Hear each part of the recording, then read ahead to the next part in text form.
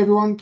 Jacques Deprier from Mortgageologists. Thank you so much for joining. And so we meet here. We've been doing this for about 2.5 years. It's summer. It's pretty nice outside. So most people obviously walking the dog, or who knows what they're doing. But we've been doing this for about 2+ years, and we've made it our business to educate people. And you'll see why we do that in a second. So tonight we are really going to be talking about the mortgage term. It's kind of a strange thing to talk about because the mortgage term is it's a fairly inconspicuous topic in the mortgage industry, and so I don't blame you for thinking, why would you spend an entire webinar on the mortgage term? I think when you're done, you may be in agreement with me that it's something that's neglected and you should probably know a lot more about, and you should probably ask more questions about. So hopefully this will be helpful to you. And the mortgage term is a little bit different from the amortization, but let's dive in here right away. So before we start, a huge thank you to my team, obviously, who helped me to put this together. And I'm apparently just a pretty face, or not, of the presentation and the big mouth behind it. So, but I do love what I do. My team love what we do, and so we are here to equip you. So we have about, this is our 8th item here in what we call the mortgage life cycle cost of a mortgage, and it's a series. And believe it or not, it's probably going to be 2 years long in the series because we do it once a month, right? So why talk about the mortgage life cycle costs? Okay, so here is why. Okay, let me remind you, and I'm probably gonna drive you crazy about this, is that Canadian banks are what we call a saturated oligopoly. So stick with me here for a second, okay, so I don't lose you. But why is that a big deal? Now, here's why it's a big deal. Oligopolists are interdependent of each other and usually don't risk competing by price. Okay, in other words, in mortgages, interest rates. So, okay, so by right now, you should be like, what does he mean with that? Instead, they compete by image, yes, definitely image, or retention. Okay, so what did I just say? So do yourself a favor tonight, tomorrow, go geek out, go to various banks' interest rates, okay? And you will see they are maybe 0.1, 0.15, 0.05 different. They're not very big. They're not many differences. Why? Is because of this thing called an oligopoly. In an oligopoly, there are very few, but usually huge people who are in the business. So you can see what these people do is, let's just say one of these banks start to drive their rates down to the ground. Well, guess what these guys are going to do? They're going to follow, right? And so all of our banks are that big that if they start dropping rates significantly, they will literally drive each other into the ground, and it's basically a race to the bottom. Okay, so that is already profound. Okay, so if they don't compete by price, how would they? Because our banks are one of the most profitable institutions on this planet, okay? And so how do they compete? They compete not by interest rate, by retention. So then why is it, if that is the truth, that most of us, and I'm with you here, only want to find out about the interest rate? When all the banks are essentially the same with very little differences, and they don't compete by interest rate, they compete by terms and conditions. In other words, this is what the terms and conditions of a mortgage will actually cost you more, or could cost you more, than the difference between two small interest rate differences. Okay, so and why do we do this? Because we've seen an over focus on interest rates will actually blind people about what is really important in their mortgage. And so we write these articles. Why are we doing this? Because I've literally have seen people suffer financially because they did not know. So here's a good example. 2021, we all knew that. 2020, rates went into the ground. And guess what happens? A lot of people are sitting with a 3.9s or 3.69s, and they were watching the 1.84s. And guess what? They could do nothing about it because their penalties were so astronomical, it would not pay them to break their mortgages. So they sat in those high rate mortgages and can do nothing about it. Why? Because of the terms and conditions of the mortgage. All right. So you got to be careful about that. So that's why we spend our time on this. Okay. Okay. So enough said as an introduction. So let's talk about the mortgage term. So what I mean with the mortgage term, I want to define that because it's easy to confuse the two with mortgage terms, because we all say, oh, the terms of the contract, right? And now it's kind of like a colloquialism for the terms and conditions. This is not what we're talking about. We're talking about the mortgage term, and I'll define that for you in a second also, okay? Every mortgage has a term inside. It's a contract period, but we'll talk about that in a second. All right. So let's talk about the difference between the amortization period and the term. This is very important, especially for people who are new in Canada, because if you look at the United States, they don't have a term and an amortization period. The term is the amortization period. So they'll say to you, they'll confuse Canadians. They'll say, we have a 30-year term. It's like, well, what is that? Because they literally, the term is the amortization. We're unique in Canada where we say like I'm on a 5-year fixed, even though I've got a 25-year amortization. Okay, and that term, that's what we're going to talk about tonight. Okay, welcome, Elsa. Nice to see you join us. And so the amortization period is the length of time it would take you to pay off your mortgage in full based on a mandatory payment at a certain interest rate. So in English, what that means is if you get a mortgage and you have a 25-year amortization, it will mean if you pay the minimum the minimum payment, and you never pay anything extra, and interest rates never go up, which is not realistic in Canada, it'll take you 25 years to pay off your mortgage. Okay, that is what's called the amortization period. Okay, so depending on what down payment, mortgage, blah blah blah you can typically get up to a 30-year amortization. Now that's what I call. Hey Louis, thank you for joining. It's awesome. So that is what we call a prime mortgage. Now, just quickly here, I'm going to actually do next month. I'm going to do a whole webinar on the amortization period. It's a big deal. Trust me. The amortization period is a big deal. It's a tool that people are not using, and it needs to be explained so you can actually leverage it to your best ability. So nothing I haven't said is that we believe in mortgage free. Okay. I am not here to tell you bigger and fatter mortgage. That's not what I'm here to do. I've never done that. I'm here to get you out of a mortgage as soon as possible, but not irresponsibly either. Okay, that's what we exist for. So most people are like, oh gosh, thank you, Jacques. You think it's a great idea for you to be in a mortgage for 30 years? Oh no, not at all. But we can explain it when we meet to talk about it, okay? So what is the mortgage term? The mortgage term is the length of time your mortgage agreement and interest rate will be in effect, such as a 5-year fixed, a 5-year variable, a 3-year fixed, or a 1-year fixed, or a 6 months open. Those are, that's the term.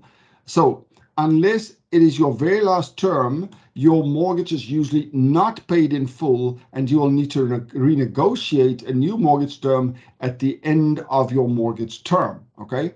Term lengths usually range from 6 months to 10 years, and the term type can be partially open, and fully closed. We'll talk about that in detail. So graphically, here is what your amortization period looks like.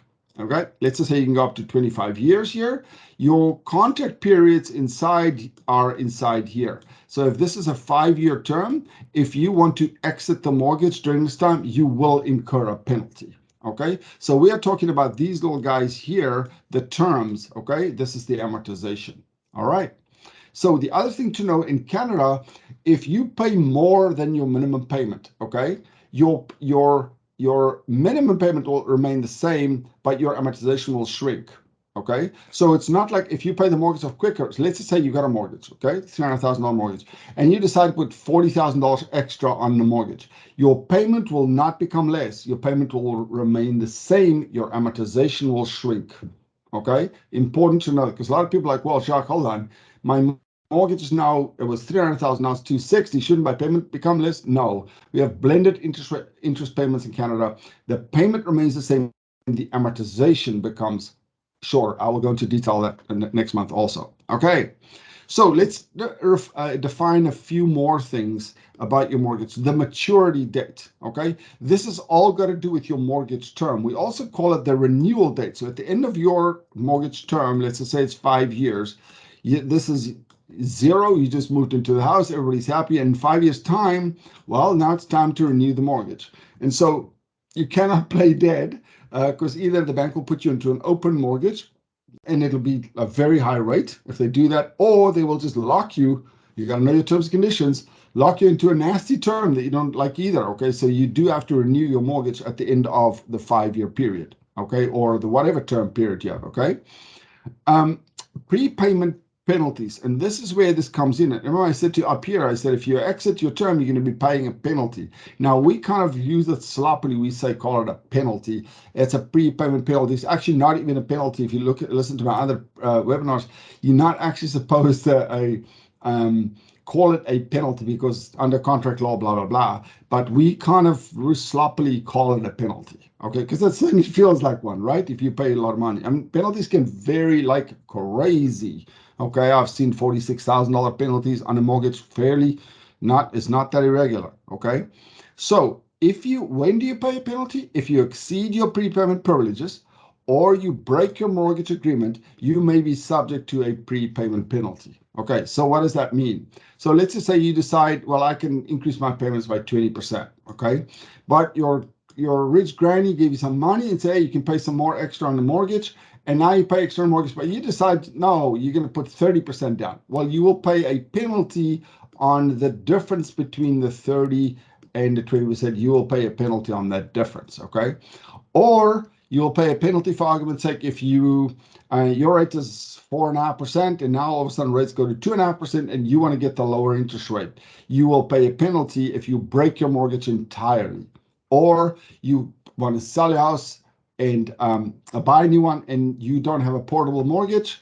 You will have to pay a penalty. Okay, so that's very important to understand it. So you will hear me pound on this for a lot. The prepayment penalty depends on many things, including the lender type, the term type, the mortgage size, blah, blah, blah, and calculation methods, okay? Penalties, essentially, I just did, I think last or week before, a month before, I did a webinar on mortgage penalties. You got to understand this, that terms, lengths of 5 years or less, essentially, those penalties are not regulated. Watch my body language. I get so animated about it because it's just wrong, okay? They can charge you, they'll say the penalty is the greater of the interest rate differential or 3 months interest, okay? That means blah, blah, blah. You may as well say there's a cow in the meadow, okay? Who cares if the cow's there? You know what the cow's doing there. I'm saying to you that for mortgage terms, for 5 years or less, they are essentially unregulated. There are no laws that say the bank must do or not do that, okay? So it's very important to eyes wide open, and not all lenders charge penalties the same way. So you got to look into that. So again, I always say, what would you like to save rather? $10 a month between two interest rates, or would you like to avoid a $40,000 penalty? Pretty straightforward question, right? But actually, it's not, because most people will ask the question, what is the interest rate? And I totally get it. But once you understand the picture, then you'll go, oh gosh, if the interest rates, if they don't really compete by interest rate, then I should be asking other things. Okay. Also see you got your hands up. You're welcome to post a question in the actual the chat. I will be answering questions at the end for sure. So please do, you see at the top, there's a little chat button. Please do post your questions there, and I will most certainly answer the questions at the end, okay? If it's okay with you, I will give a lot of time for that. All right, so mortgage terms, here's what you need to know, okay? So here's one of the dangers in the mortgage industry. We all say mortgage term, okay? So the problem with all of that, it sounds like it's a universal thing, okay? In other words, what we feel like, oh, when one lender says mortgage term and the other one says mortgage term, it means the same thing, right?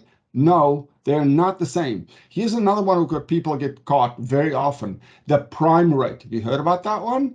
Right? So we go like, oh, prime is 3.7%.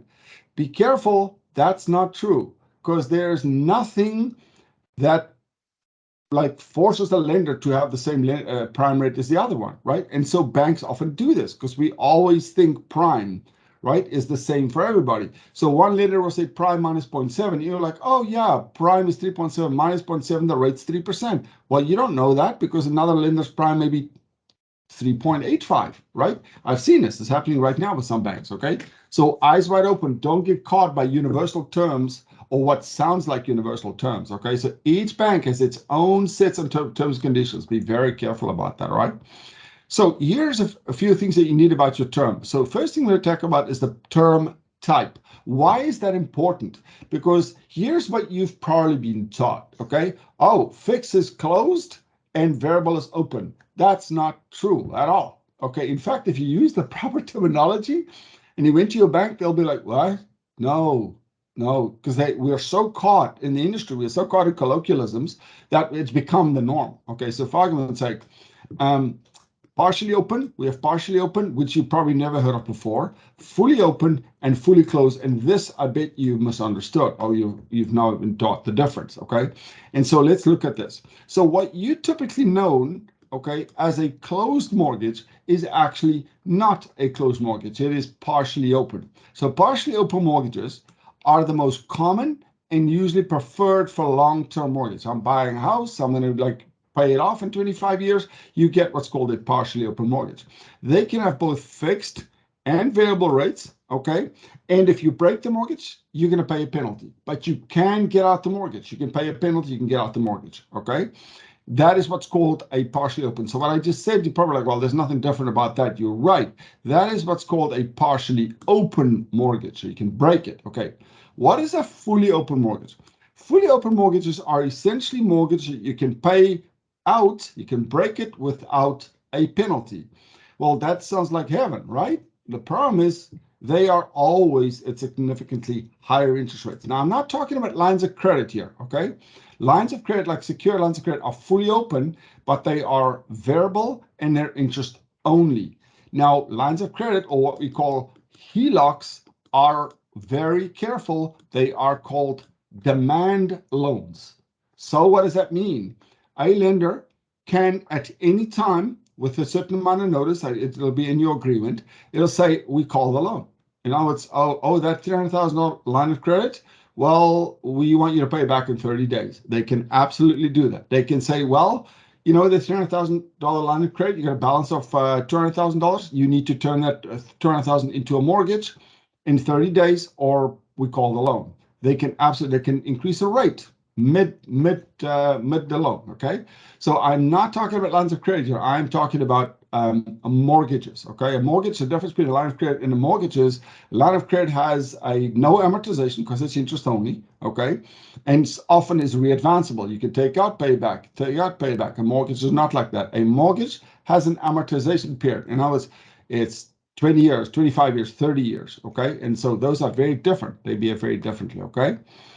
So what is that open mortgage used for? It is a temporary loan. In other words, I bought a house and I've lived in it for 5 years. My mortgage matures. It has to be renewed in 2 months' time. But I'm going to sell my house probably in like 4 months' time. So I don't want to go into another long-term mortgage. Okay, I'm just like 2 or 3 months and I'll be selling the house anyway.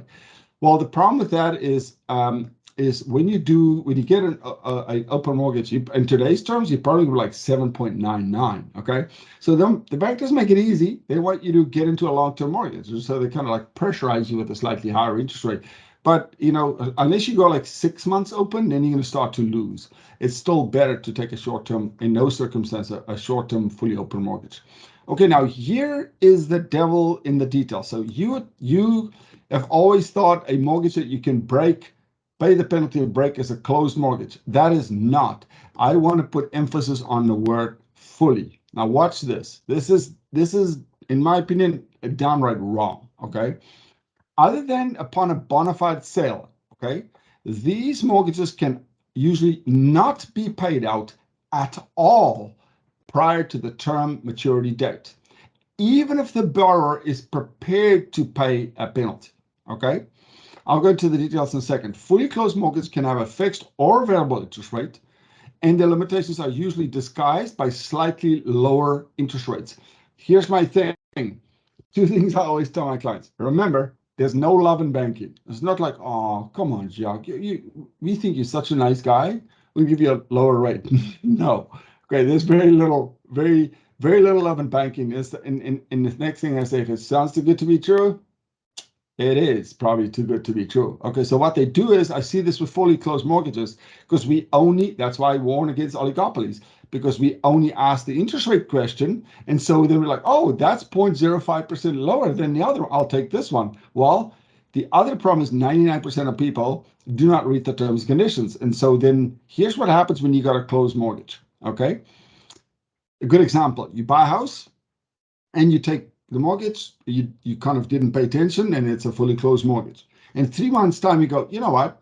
COVID just broke, and I want to build a pool in the backyard for my kids because we got to stay at home. It's what it is. While you try and do that, guess what happens? You go to the bank and say, I'm refinancing. The bank says, no, you can't. You can't. Well, I'm okay. I'll pay a penalty. And I go, no, you can't do that, because you're in a closed mortgage. You have to wait until 5 years open before you can touch your mortgage. And you go like, what? And it's a heavy price to pay for a 0.05% rate. I'm not saying it's always like that, but be careful. It's don't overfocus on interest rate. Okay. So unless you have a very, very, very specific reason why you do that, and you should really be cautious of taking a fully closed mortgage, and you should be asking that until that mortgage provider goes purple in the face, whether it's closed or not. And most of them, frankly, not trying to be derogatory, don't even know the difference between a properly closed mortgage and a partially open mortgage. So be very, very careful, okay? So again, because you are so used to calling all mortgages or fixed mortgages closed, make sure you differentiate between what is truly fully closed and what is a partially open mortgage, okay? So be careful of these loans. Be so careful. Some banks sell these like hotcakes, I promise you. Okay, so be careful about that, all right? Okay, so let's talk about rate types. Well, I've spoken quite a bit about this. I'm going to say this to you, that you obviously, during your mortgage term, you'll be offered a fixed rate and a variable rate. Now, wait a second. I didn't put it in here because it becomes technical. I spent a whole webinar on this, okay? But important to understand this. You get fixed rates. Most people know that. Boring, Jacques, I know that. One. Number two, you get variable rates, right? And that's where we stop, right? Not. Be very careful, okay? And then you also get what's called adjustable rates, okay? Oh, what's that? Isn't it just like the same name for the same thing? Or different name for the same thing? Not at all. Fixed rates are straightforward. Variable rates, what happens? Normally, a variable rate works like this. Here's the payment today. If rates go up, okay, guess what happens? Your payment stays the same. Is that a good thing? No, because what happens? The bank's getting rich because you pay more and more towards interest and less gets paid off on your mortgage. So how is that adjustable mortgage different then? Here's the rate and here's your payment. Rates go up, guess what happens? Your payment goes up, okay? That's important because you pay the mortgage off that way. So be very careful. And again, so many people in the industry get caught about, because variable and adjustable, same thing, like, right? Potatoes, not at all. So be very careful of variable versus adjustable. So when I say variable here, okay, I really mean the kind of catch-all phrase for any rate that can change during the term, okay? So be very, very careful about that, okay? Now, let me warn you about this, okay? Do not ever choose an interest rate type because it's the lowest rate offered to you, okay? Oh my gosh, be so careful about that, okay? I've seen this. I truly have seen this, where a client will say, I'm looking for a mortgage, and then you'll see the mortgage provider will go, oh, we've got a blah, blah, blah for this. And the client goes, yeah. And I go, oh, but hello, hold on. We've also got that for that. And I go, they are like so opposite, those products. You should be asking the client what their need is, right?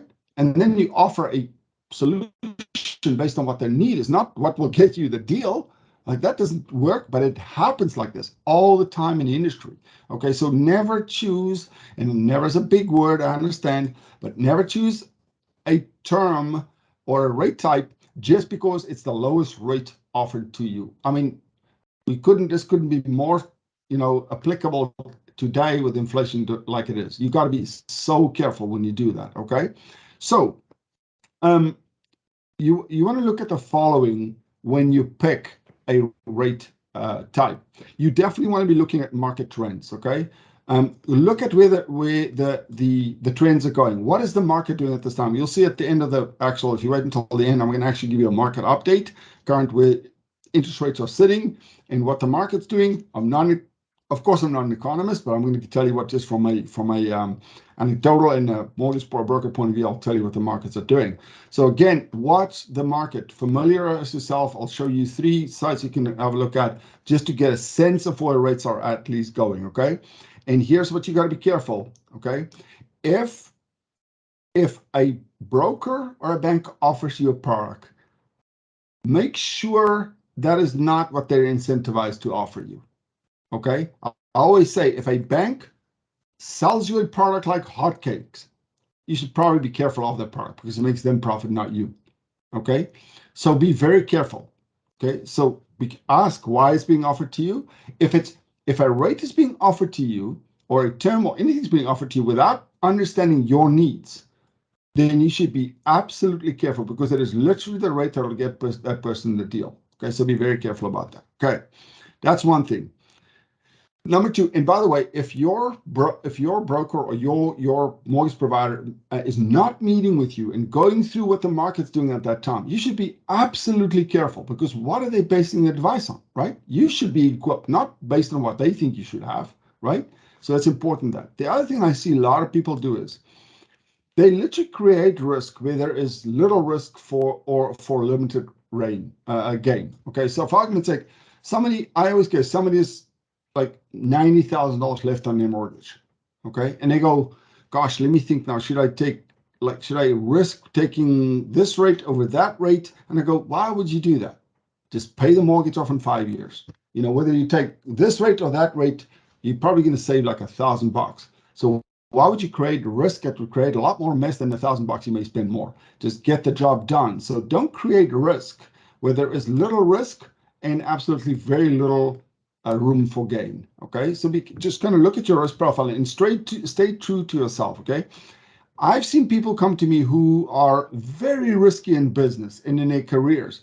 When it comes to the mortgage, they really play safe. Okay, because they don't like that kind of stuff. Okay, and yet I've seen people who don't are also very pro risk. Okay, so you got to be careful. You got to stick to what you are good at. All right. Okay, so most of us are familiar with a 5-year fixed or a 5-year variable, but of course there are many other term lengths, right? Term lengths are typically between 6 months, 1 year, 2 years, 3 years, 4 years, 5 years, 7 years, and 10 years, okay? And it's so important to understand 10-year have their place, but these almost never go to fruition. They almost never get to completion, okay? So there's other ways. I mean, if you spend some time, there's other ways you can actually use the benefits of this, but actually pay it as a 5-year. I can, if you ever want to go through it with me, I can do that. So my caution always is like, to put a 10-year in context, right? If you look at yourself today in the mirror and say how old you are and think, gosh, 10 years from today, will I still I'll look very differently, and will I really be still happy with that mortgage, right? And so you got to be careful. A good reason for a 10-year is certain. First of all, rates have to be lower, a lot lower, okay? That's the first thing. And the second thing is it's a good thing to do if you are really feeling at risk. Let's just say you buy a house and you're kind of like, I bought probably close to my upper level. Okay, so I want to buy myself, and rates are nice and low. I want to buy myself security. The third thing is, hey, you know what? I got 10 years left to pay this house off, and that'll be the last mortgage I take. Okay, that's also a great idea for a 10 years. So this definitely has its place, but be careful.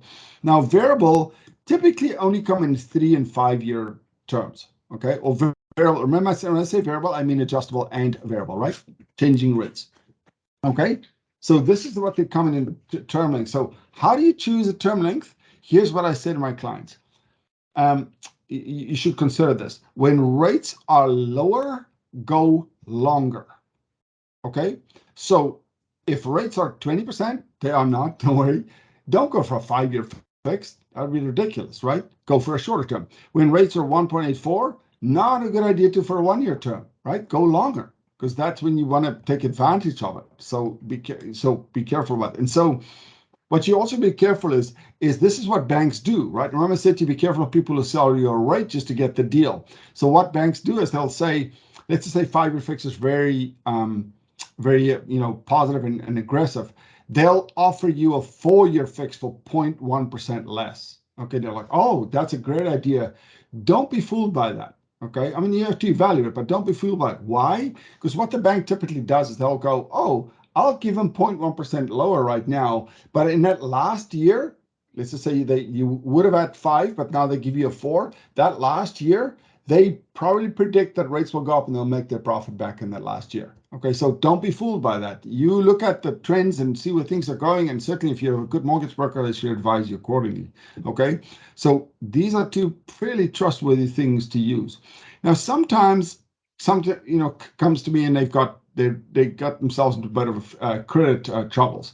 So when you've got mortgage problems, such as you got somebody self-employed or something like that, and you have to go with an alternate lender. It's not a good time to go 5 years. Just take enough of a term length to get you out of trouble, and then you go, and to get you back into a prime mortgage. So take a term length. Normally 1 or 2 years do the trick. Maybe 3 years will do the trick to get yourself recovered, and so we can place you back with a prime lender. Okay. And the other thing is do evaluate your circumstances. It is so important to do that. And if I can encourage you in this, is don't plan for perfection. Don't do it. Like, plan on things going bad. Okay, it's like, what if this happens? I'm not suggesting you go into the world's going to end and I need to be. No, I'm just saying don't plan like I'm definitely going to get 5 increases over the next 5 years and they're all going to be 20% per increase. Okay, that's not a good way to plan, right? And so make sure you've got a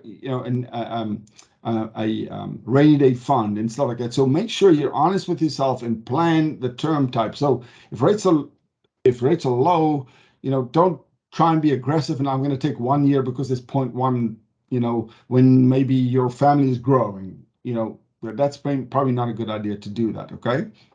A good question to ask is, will you still be able to afford your mortgage when the term comes to an end? Okay, that's very important to understand.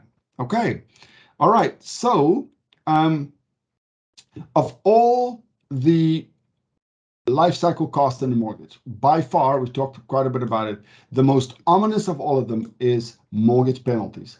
They can be absolutely crippling. About 36% of people, so CIC did a survey, about 36% of people break their mortgage before the 5 years is up. Now, that's a big number.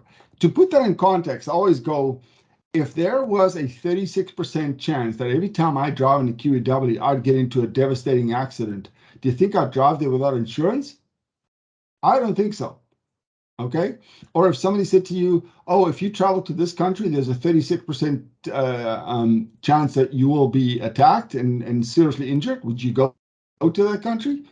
Probably not, right? So I always go, why would we do this then? Why would we go close our eyes, get into a mortgage, and not look at the penalties that can seriously hurt us financially? Okay, so be careful of penalties. And your broker should really walk you through that. Unfortunately, that doesn't happen often, but you really should be doing that. Okay, so mortgage renewal. Okay, this is also very misunderstood in today's term. So why am I talking about mortgage renewal? Because remember, as I said, at the end of your term, whether it's 1, 2, 3, 4, 5, whatever, 7, 10, you will pay. You will need to renew your mortgage. You'll have to ask the question: do I stay with my current lender? Do I move to a different lender? Do I want to do something to my mortgage? Do I want to add a line of credit? Do I want to take out money to fix the bathroom? Do I just want to pay it off faster? So that's what you'd have to do at that time, okay? And it is very, very important to understand that, okay? And you'll see why in a second. So under current mortgage rules, you do not need to requalify for your mortgage at the end of your term. You do not need to. So, in a worst case scenario, God forbid, you lose your job and you've paid your mortgage faithfully all the time, then you can probably just sign those papers and you get renewed into your mortgage. Okay. Now, if you've missed some payments, you may get an elevated rate. Okay. Because it's important for you to know that lenders do check credit. They do what's called a soft check. before the maturity date to see what the behavior was or what your credit status is. Certainly, if you've missed some payments for them on record, they would know that, and you would probably get a slightly higher interest rate at renewal, okay? Because they know that, they can see that. And so equally, if your credit is slightly damaged, you probably get a slightly higher interest rate at renewal. But they also have the right to say we're not renewing your mortgage. They do have the right to say that. But if you've done well, and then normally you can just renew with your current lender if you are prepared to keep your mortgage unchanged. So what does that mean? If you are at 20 years and you decide, no, you want to go back to 30 years, you can't renew at that. You have to requalify, and that is a refinance. If you are at 20 years, for argument's sake, and you just want to continue to pay your mortgage off, take no money out, no nothing, you can either stay with your current lender, okay? And if you like their rates, you can accept their rates. If not, you can move your mortgage to a different lender. And if you don't add anything to it, and you don't have a balance on a line of credit or anything like that, then we call that a switch or a transfer. And in those cases, the new bank may even pay for the legal fees for that process, okay? But there's terms, conditions, and that. And if you do move it to a new lender, you will need to requalify for it. It's the same old process. Pay stub, employment letter. I always go like, it feels like we're going to ask you for DNA samples the next week, right? It is horrible. I totally get it, okay? But you will need to requalify, okay? Just so you know, it's very important. Actually, we'll talk about it down here in a second. So here is what a lot of people don't know. So if you're looking for, when people want to get a mortgage or want to buy a house, where's the point of anxiety? Okay, it's I need to get into a mortgage, Jacques. Come on, man, get me a mortgage, all right? And then we get the mortgage like, woohoo, I think it's great. Well, the problem is that mortgage that you just been given, nobody asked the question, well, in 5 years' time, what is that going to mortgage? What are the consequences of that mortgage I was just offered? Okay. In the past determines the future. The current mortgage determines your future mortgage rates. So if you ask for a home equity line of credit, you will most certainly get a worse rate at renewal, okay? Because you have less options and the banks know it. If you ask for a home equity line of credit, you may not be able to qualify for a mortgage anymore. And so the bank has got you as a captive audience, okay? So be very, very careful about the product you choose today, because it will definitely have a consequence for your interest rate at renewal. The type of lender that you choose also will determine what interest rates you get, because banks operate, I don't want to get too technical here, banks operate on what's called posted rates. We operate in what's called discounted rates. Posted rates are always higher than discount rates, and most banks will offer you closer to their posted rates, which is not that competitive, okay?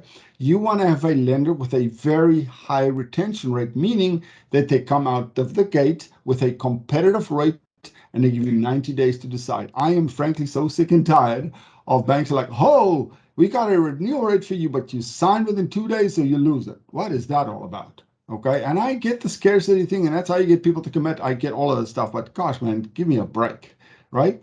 You want to have here's a renewal offer. It's valid for 90 days. Sign it and return to us, and everything is good. Okay, that's what you're looking for essentially. And even better, if your broker can present it to you, even better, because if it's a piece of garbage, your broker is probably going to bounce it right back and say, don't even show up. Okay, that's to the bank, not to you, of course. Okay, so important. So we talked about this here is renewal rates. There's no obligation for a bank to give you the lowest rates. There's also no obligation for the bank to match your existing rate. You are definitely subject to market interest rates at the time of renewal. So if you got a 1.74 rate in 2020, guess what you're going to get in 2025 when you renew? You're going to get market rates. And if rates are 5.5%, you're going to get 5.5%. So it's very, very important to note that, okay? Lenders have absolutely no obligation, because they would make a loss. It would make an absolute huge loss to that. Neither do they have the obligation to offer you their lowest rate either. And as I said, they will probably offer you closer to their posted rate. Not all lenders, okay? Not all lenders, okay? Do that way. And so obviously I work with people who, who come out the gate aggressively and for your benefit, all right? We talked about this, the lender matters, okay? The type of lender you choose you'll get a certain, you can kind of loosely predict what you're going to get at renewal. Okay. And so again, those questions are, if this is your closing date here, those questions are never asked here. They're only discovered sadly afterwards. And it's like, there's nothing you can do about it. And so you definitely want to work with somebody who understands that for you. But again, this is where it becomes a problem, because most people will choose the lowest. They hunt the 0.05% different interest rates. You're going to get burnt because it's going to cost you a lot more down here. And these things that can happen in between the closing date and the renewal date, we call those the life cycle cost of a mortgage.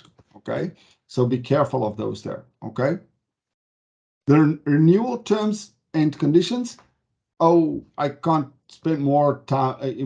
I can't spend enough time on this. The terms and conditions of a mortgage that you get today for the next 5 years, when the bank renews that mortgage, decide to give you a mortgage for another 5 years, or offer you a renewal for another 5 years, it does not have to be the same mortgage as what you have right now.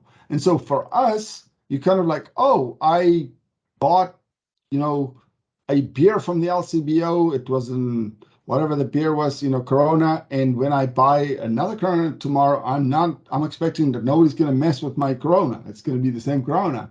Not the case. A bank can give you any loan with any terms and conditions. So in other words, you could be offered, your mortgage could right now be what's called a partially open mortgage, as we discussed. They could easily offer you a fully closed mortgage for the next 5 years. Okay, so eyes wide open so you don't get caught. Okay, and renewal time frame, typically 90 days before the banks will actually not true.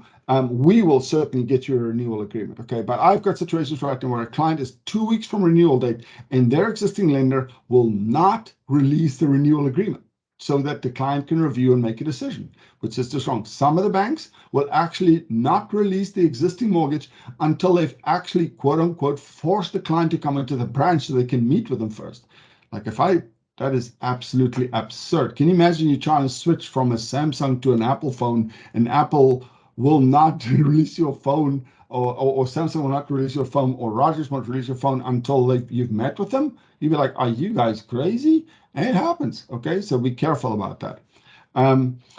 Early renewals are not always often possible. So for argument, some of my clients are sitting and they see rates going up and they go, gosh, I'm sitting with a 2.99 right now. I'm really concerned where rates are going to go. I want to, early renew my mortgage right now because I got like a year left, they'll say.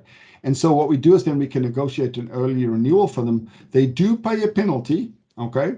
And that penalty cannot be added to mortgage. You have to pay it from your pocket, but at least you get another 5 years for a lower rate. Okay, so that can be, those penalties, as I said, cannot be added to a mortgage. But early renewals are very handy, especially in circumstances like we have today.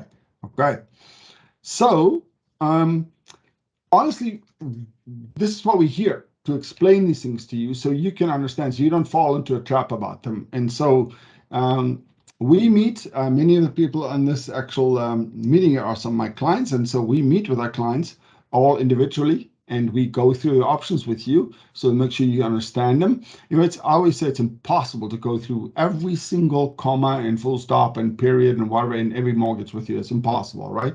But we try our best to be as transparent as possible. Cool. I don't see any questions yet, but it's okay.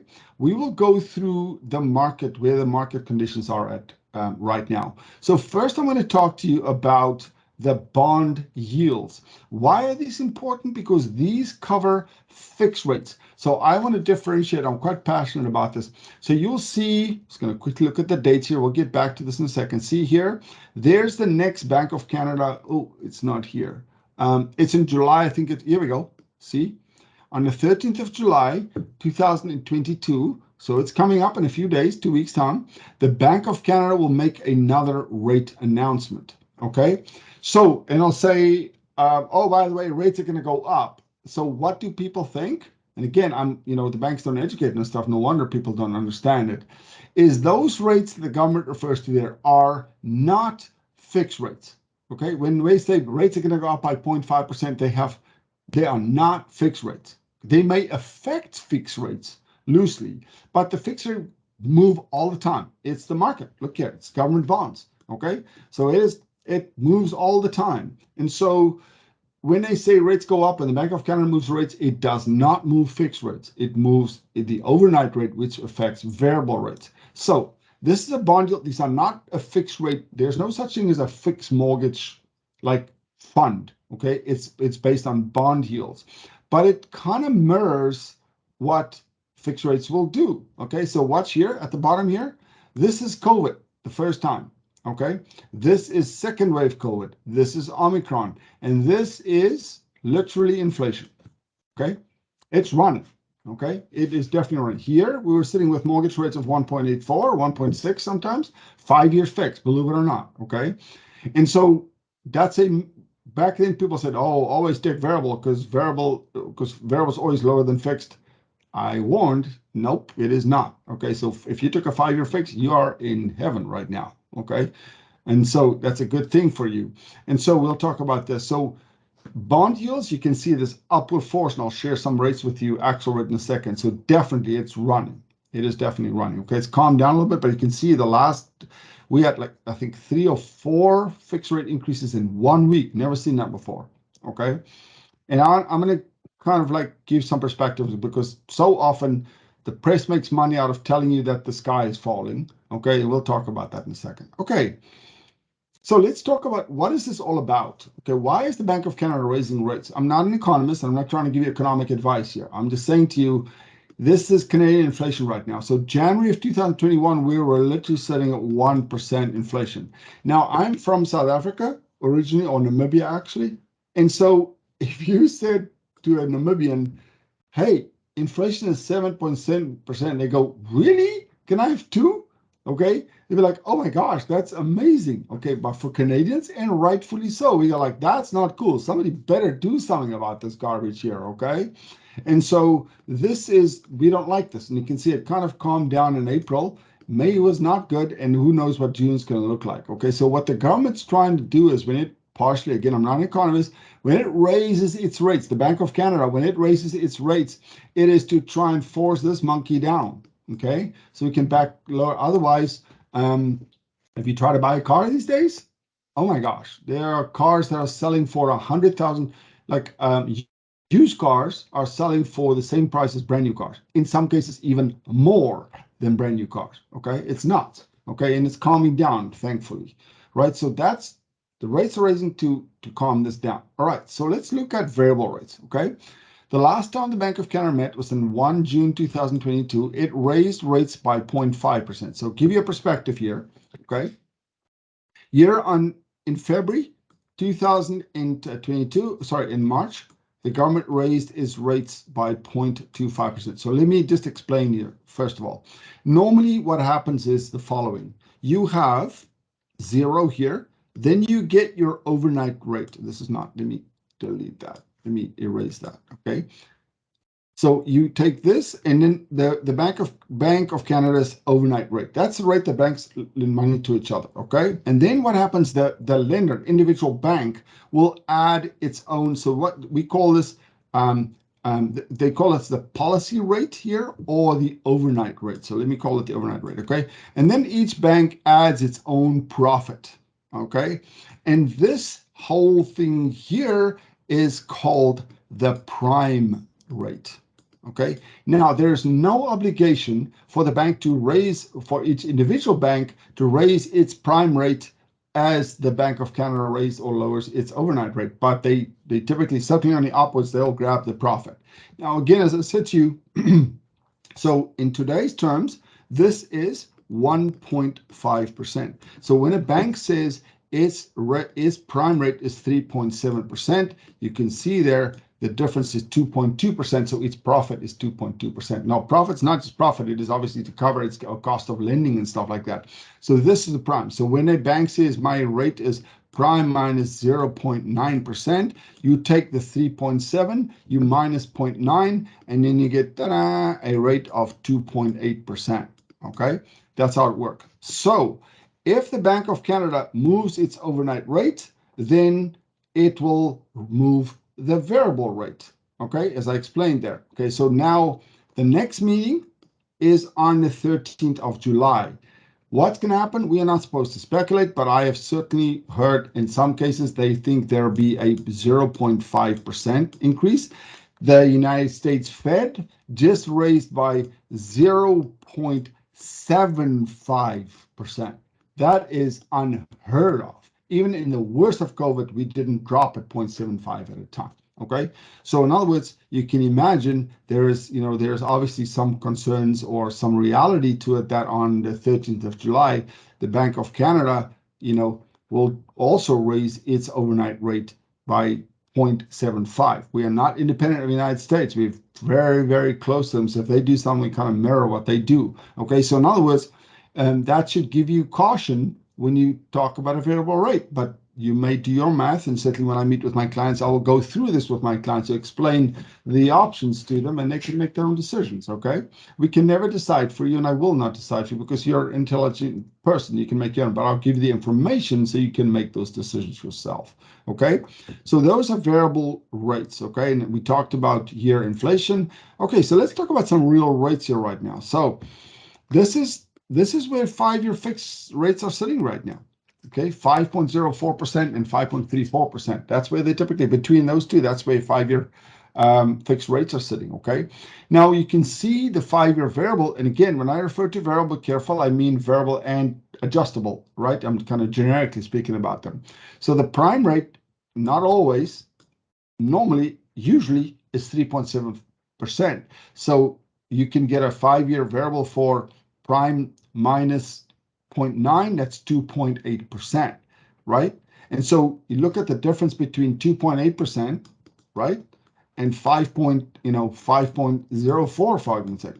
That's a massive difference, right? That's more than 2% difference. So people are like, wow, that's a big difference. Now, if the Bank of Canada raises by 0.75%, and let's just say they raise one more time by 0.5%, then you're still 1.25 only in this 2%. Maybe you should take variable. But if you're like massively geared and you are hardly paying your bills, it is not a good idea to take variable. It really is. You're going to scare yourself to death. And again, there's lots of things to be said about that. You can always lock your rates in, but it's a half truth. So be very, very careful about that. Okay. And of course, then go to prime minus 0.3 in some cases. So you can see rates are certainly higher than what they are. Now, it's important to note that it's so easy to think that the sky is falling because there's so many people that actually love to, let me just do this here for you. I'm going to minimize this. I'm actually almost done. Here, watch here. Okay, so you should be able to see this here. So when you look at rate history, it's so important to see this. Like you can see the rates going up here. So if I take, these are what's called posted rates. If I moved it, we're in 2020 here, okay? If I moved this right back to 1975, we were sitting at 22.75%. So if you look at this curve, if you ask somebody who wasn't involved in our process and they looked at their rates and they're like, oh my gosh, they'll be going, wow, rates are so low. That's amazing. Okay, but for us, we come from a hangover of the 1 point somethings and the 2 point somethings. Remember, I always kind of tell people the rates started dropping in 2007. Rates were 5.69 and they dropped below 5%. And this guy here said to people, oh my gosh, 4.99, take it because it's probably going to go up soon. Well, if you called me a compulsive liar, you'd be quite right because guess what? 2016 until now, do the math. It's 16 years later, and rates are only starting to move now. Okay, so what's the implication of this also? 16 years ago, somebody who's buying a house today is 26 years old. Okay, do the math. Okay, they were 9 years old. So for them, like, what? 5 point something? We're going to die. And you talk to the 70-year-olds like, oh, this is great. Now, I understand houses are a lot more expensive than what they were, and that's the real issue here, right? But I'm saying to you is rates in itself, they are, we don't know where this is going to go. I'm not suggesting, I'm not an economist. Anybody who tells you, actually, no matter who they are, anybody who tells you, oh, it's going to definitely do that. We've learned from the last 15 years, it's hard to make predictions. Who knew Russia was ever going to invade Ukraine. Okay, who knew we're gonna have 2 years of COVID? And who knew that a few years ago Greece went bankrupt and the whole banking system came to a meltdown? We didn't know that. What I'm saying to you is, when I look at trends, and I'm an engineer by trade, if you look at trends here, we are actually still in historically low interest rates. Okay, so I always just like take the panic and the drama out of it, and you look at the data and you say, well, I'm going to, as a family, we're going to evaluate our situation and actually decide level-headedly what we can do. Do your budget, make sure your finances work out, and make your decision and make it boldly, and then live with it. Okay, if you need to reach out to us, this is my cell phone here. This is the handsome me that you're seeing here.